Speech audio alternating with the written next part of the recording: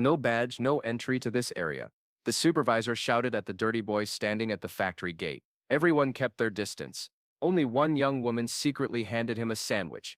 That afternoon, the supervisor called her to his office for violating security protocols. Later that evening, 3 Marines knocked on his door. Who had he just treated like garbage?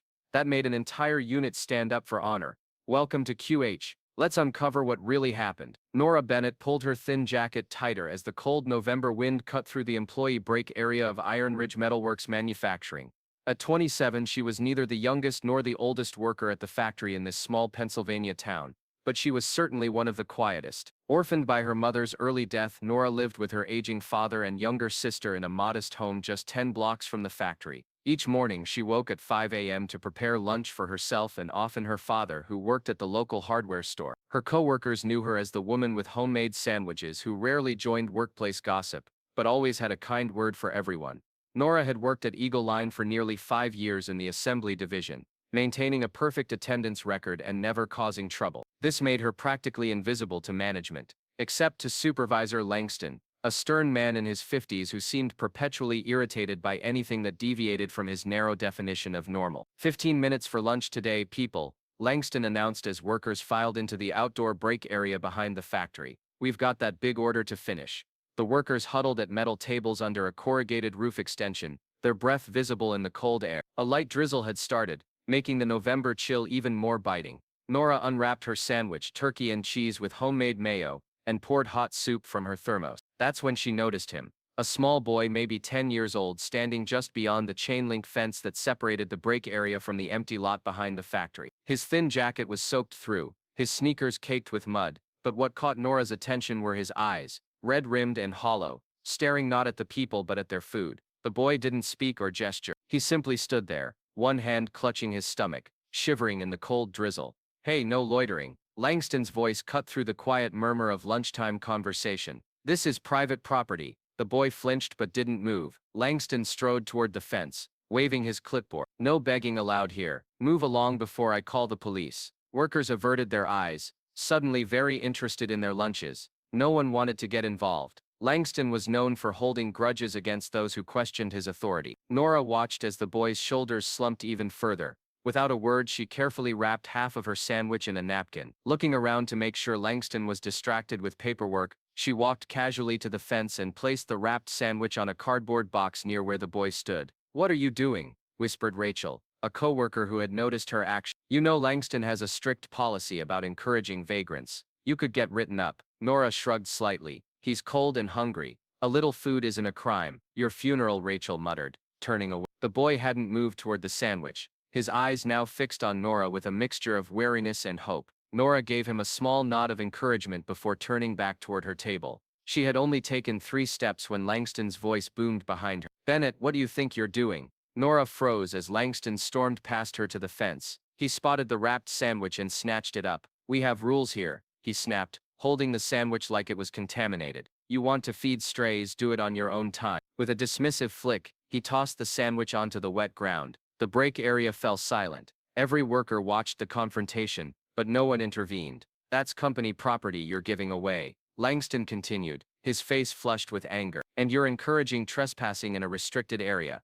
Nora didn't argue. Without a word, she walked to where the sandwich had fallen, picked it up, brushed it off and placed it back on the box, this time wrapping it more securely in the napkin. Did you hear what I said, Ben? Langston demanded. Nora straightened and met his eyes. Yes, sir. And I heard you, she replied quietly before returning to her seat. The boy remained motionless, his eyes now fixed on Nora with an intensity that would stay with her long after this cold November day. When everyone turns their back, only conscience remains. Want to know what happened next? The rest of Nora's shift passed in uncomfortable silence. Co-workers avoided eye contact, not wanting to be associated with her apparent rebellion. At 3:40, 15 minutes before her shift ended, a message came through the factory floor intercom system. Nora Bennett to the supervisor's office. Immediately, a few workers shot her sympathetic glances as she wiped her hands on a shop rag and made her way through the assembly area. Langston's office, a glass-walled room that allowed him to monitor the factory floor, stood at the far end of the building.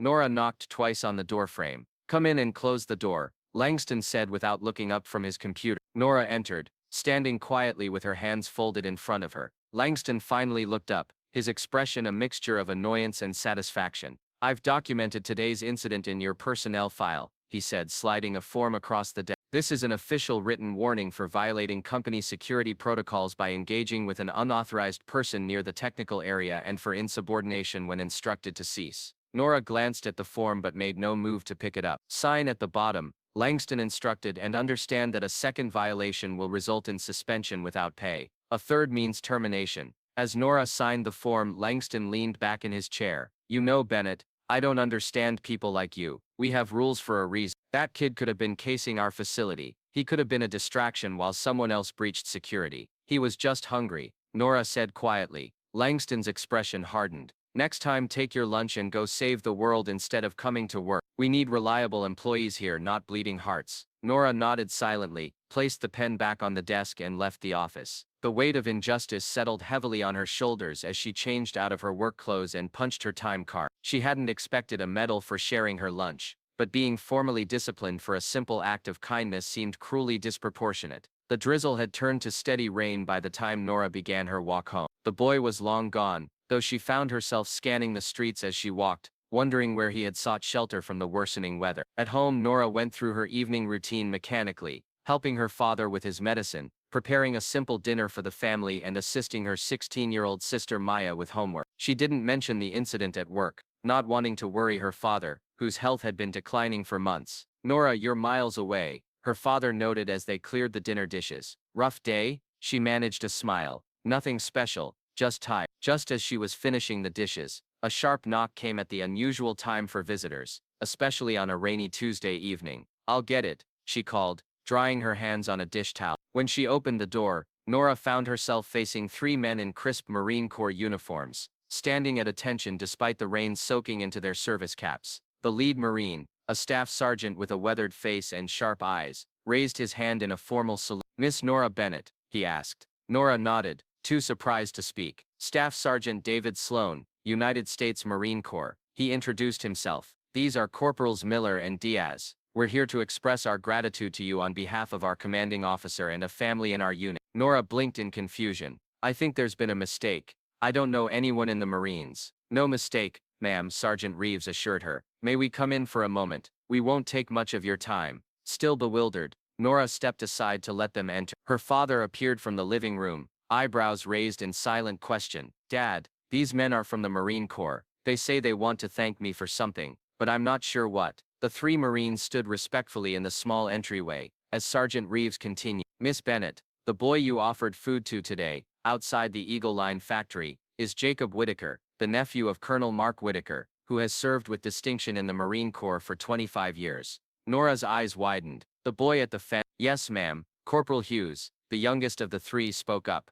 "Jacob's mother, the colonel's sister, passed away last week after a long illness. The family has been trying to make arrangements to bring Jacob to the colonel's new posting at Camp Ridgecrest, but there have been complications with guardianship paperwork. Jacob was staying with a neighbor until the paperwork cleared," Sergeant Reeves continued, "but he ran away yesterday morning. The neighbor didn't report it immediately, thinking he might return. We've been searching for him since yesterday evening." "Is he okay?" Nora asked, genuinely concerned. "He looked so cold and hungry." "He is now," Corporal Ramirez said with a nod. "After receiving your sandwich, Jacob made his way to Marine Recruiting Office downtown. He remembered his uncle mentioning it once. The recruiters recognized the colonel's name immediately and contacted us at the base." Sergeant Reeves reached into his pocket and withdrew a worn photograph. "Colonel Whitaker asked us to show you this and deliver a message. This was taken during his second deployment to Afghanistan in 20. The photo showed a group of Marines standing beside a school building. Children surrounded them, many holding books and supplies. "The colonel said to tell you, a child remembers kindness and a unit never forgets," Sergeant Reeves recited. "Colonel Whitaker has spent his career building schools and delivering humanitarian aid alongside his combat duty. He believes firmly that small acts of kindness define us more than grand gestures." Nora's father stepped forward, his voice thick with emotion. "My daughter has always been like that, seeing people others look past." Corporal Hughes nodded. "Sir, Jacob told us that when everyone else turned away, your daughter was the only one who saw him as a person, not a problem. He said he was about to give up hope when she shared her lunch. It was just half a sandwich," Nora said quietly. "Sometimes that's all it takes," Sergeant Reeves replied. "Jacob told us he hadn't eaten in nearly 24 hours. He was cold, scared, and starting to make desperate decisions. Your sandwich gave him the strength to keep going and find help. As the Marines prepared to leave, Sergeant Reeves handed Nora an envelope. The colonel would like to thank you personally when he arrives tomorrow, and he wanted you to have this. It's not much, but it comes with the gratitude of our entire unit. Later, after the Marines had gone, Nora opened the envelope to find a handwritten note from Colonel Whitaker and a Marine Corps Challenge coin, a special token of recognition rarely given to civilians. The note read simply, "Some heroes wear factory uniform. Thank you for seeing my nephew when others looked away. I don't know about you, but this part really hit me. Type respect if it moved you too." Nora slept little that night, her mind replaying the Marines' visit and wondering about the boy Jacob and what would happen to him now. By morning she had almost convinced herself that the entire evening had been a strange dream, until she spotted the Marine Corps Challenge coin on her nightstand. Its weight in detail, undeniably real. She arrived at work earlier than usual, hoping to avoid unnecessary interactions with her coworkers. The incident with the sandwich seemed trivial compared to what she now knew about Jacob's situation, but she doubted Supervisor Langston would see it that way. At 8, heads turned as the factory's front entrance doors swung open. 3 Marines in formal dress uniforms, the same ones who had visited Nora's home, marched into the lobby with military precision. They were accompanied by a 4th man, older and distinguished,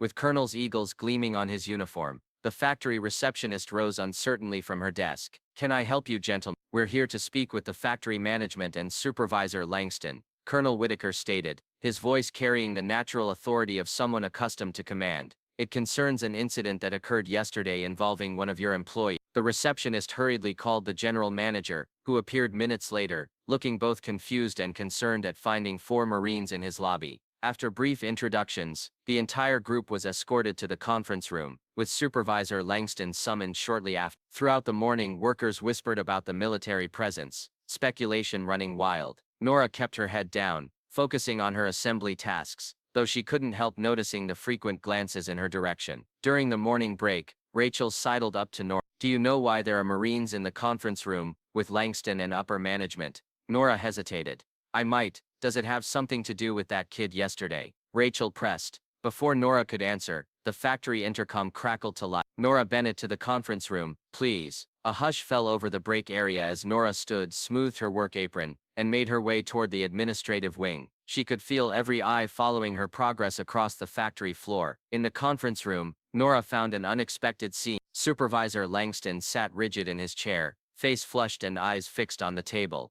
The general manager and human resources director flanked him, both looking grave. Opposite them, the 4 Marines stood with perfect posture, Colonel Whitaker at their center. "Miss Bennett," the general manager said, gesturing to an empty chair, "please join us." As Nora sat, Colonel Whitaker stepped forward. Unlike the stern military stereotype, his face bore deep laugh lines around kind eyes, though his bearing remained unmistakably that of a career officer. "Miss Bennett, I'm Colonel Mark Connolly. My nephew Jacob is safe at the base now, thanks in large part to your kindness yesterday." Nora nodded, still uncertain why this warranted a formal meeting. Colonel Whitaker continued, "I've explained to your management the circumstances of Jacob's situation and your role in helping him find his way back to family. What I find concerning and what prompted this visit is learning how you were disciplined for that same act of kindness." The general manager cleared his throat. "Miss Bennett, we want to apologize for the mishandling of yesterday's situation. Had we known the circumstances—" "With respect, sir," Colonel Whitaker interrupted,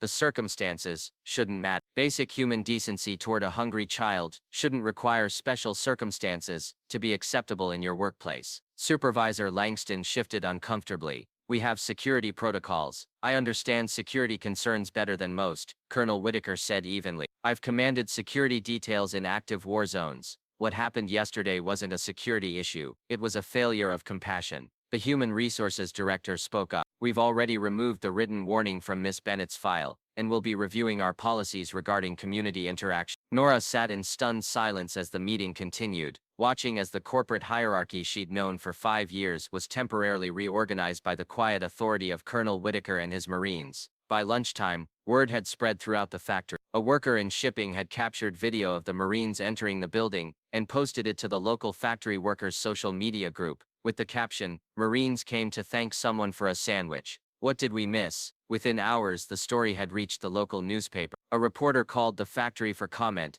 eventually piecing together enough details to run a story. "Factory worker disciplined for helping hungry child." Marines intervene. The public response was immediate and overwhelming. The factory's social media accounts were flooded with comments, most criticizing the handling of the situation. By afternoon, the company's regional director had called an emergency meeting with management. Inside the factory, Nora found herself navigating an unexpected shift in her workplace status. Co-workers who had never spoken to her stopped by her station with encouraging words. Even Rachel, who had warned her against helping Jacob, sheepishly admitted she wished she'd had Nora's courage. At 4:30 p.m., as her shift ended, Nora was surprised to find Colonel Whitaker waiting in the lobby. "I hope you don't mind my waiting," he said, "but I wanted to speak with you personally, away from all the formalities." They walked together to a small park across from the factory, where Jacob sat on a bench, now clean and properly dressed, though his expression remained solemn. "Uncle Mark says you're the sandwich lady," Jacob said, when Nora approached.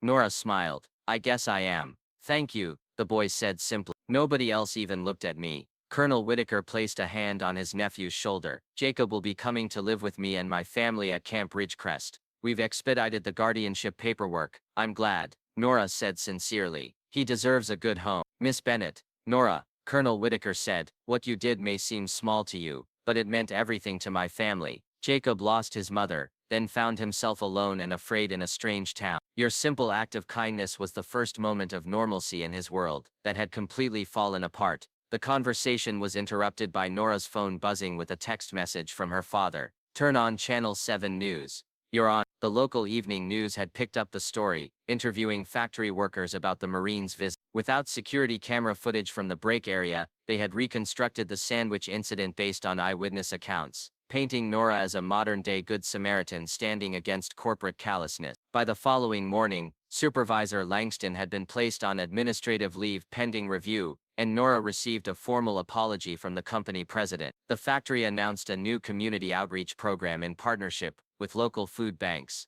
a transparent attempt at damage control that nevertheless promised to do some good. 2 weeks later, Nora found herself at the center of attention at the town's annual Veterans Appreciation Ceremony. The mayor presented her with a Citizen of Quiet Honor certificate, while Colonel Whitaker and his unit stood at attention nearby. Jacob, now enrolled in the Young Marines program at Camp Ridgecrest, had returned for the ceremony. When called to the stage, he walked straight to Nora and wrapped his arms around her waist. "I ate your sandwich and believed my mom was still watching over me," he whispered, just loud enough for Nora to hear. Tears filled her eyes as she returned the boy's embrace. No one spoke for several moments, just the soft sound of applause and the proud gaze of people who had once considered Nora unremarkable. As she stepped off the stage, Nora caught sight of Supervisor Langston at the back of the crowd. Their eyes met briefly, his quickly lowering in something that might have been shame or regret. Nora felt no triumph, only a quiet hope that perhaps he too had learned something about seeing people differently. Later that evening,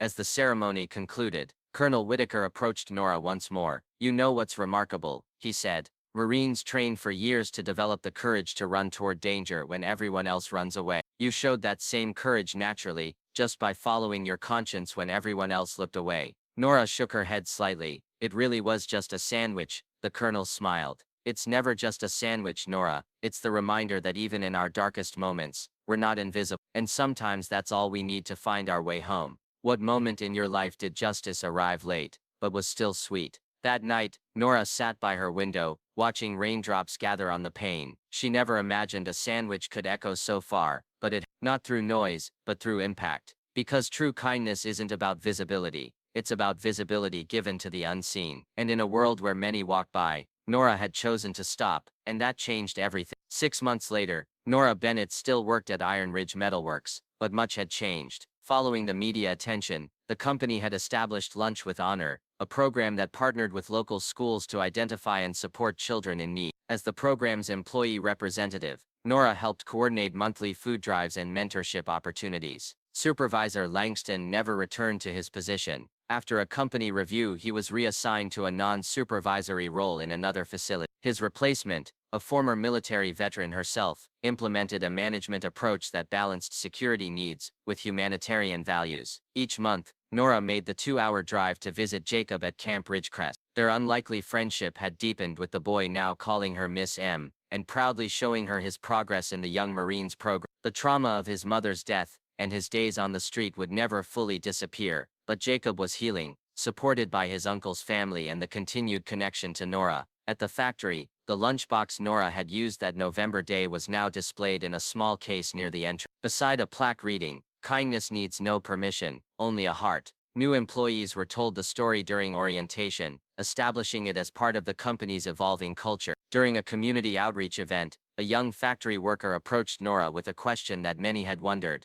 but few had asked directly. "Weren't you scared of losing your job that day?" she inquired. Nora considered this for a moment before answering. "I was more afraid of what would happen if I turned away." This simple response became something of a personal motto for Nora, who remained as modest and hardworking as ever, despite the unexpected recognition her actions had brought. On the one-year anniversary of the sandwich incident, Colonel Whitaker arranged for Nora to be guest of honor at a Marine Corps Charitable Foundation dinner. There, surrounded by decorated officers and civic leaders, Nora delivered a brief but powerful speech. "A sandwich can't feed the world, but sometimes it's enough to restore faith," she continued, her quiet voice carrying through the attentive room. "Kindness doesn't need to be grand, it just needs to be timely and unhesitating." And finally, looking at the Marines in their dress blues, she concluded with words that would later be engraved on a bench outside Iron Ridge Metalworks. "Honor doesn't always wear a uniform. Sometimes it wears a factory worker's clothes. Just one small act of kindness can change a terrible day, a life, and sometimes even the world."